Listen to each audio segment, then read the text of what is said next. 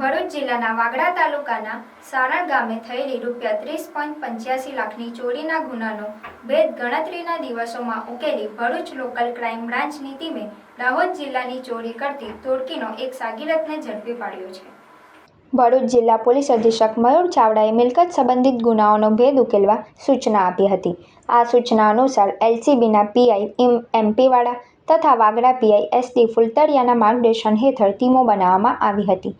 તે દરમિયાન 3 જુલાઈ 2025ના રોજ સારણ ગામે એક મકાનમાં ચોર ટોળકીએ બારી તોડી પ્રવેશ કરી રોકડ રકમ તથા સોના ચાંદીના દાગીના મળી કુલ ₹30,85,000ની ચોરી કરી હતી.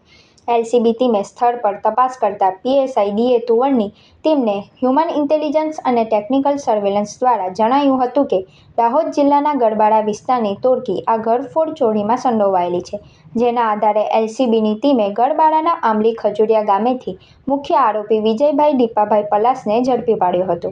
તેની પૂછપરછ દરમિયાન આરોપીએ કબૂલાત કરી હતી કે તેનો સાગરીત નિકેશ પલાસ, જે અગાઉ વાગડા વિસ્તારમાં કામ કરતો હતો, તેણે મોટા મકાનો નિશાન બનાવ્યા હતા. ત્યારબાદ આરોપીએ ભરૂચ આવી બસ મારફતે સારણ પહોંચ્યા હતા અને મકાનમાંથી રોકડ તથા સોના ચાંદીના દાગીના ચોરી કરી ભાગી ગયા હતા. પકડાયેલા આરોપી સામે વાગડા પોલીસ સ્ટેશનમાં ગુનો નોંધાયો છે.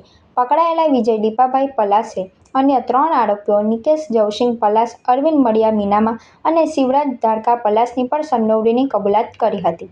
પોલીસે અન્ય ગુનાઓમાં સંડોવણી છે કે તેમજ મુદ્દામાલ રિકવર કરવા અને વોન્ટેડ આરોપીઓને ઝડપી પાડવા અંગે આગળની તપાસ વાગડા પોલીસ ઇન્સ્પેક્ટર દ્વારા હાથ ધરવામાં આવી છે.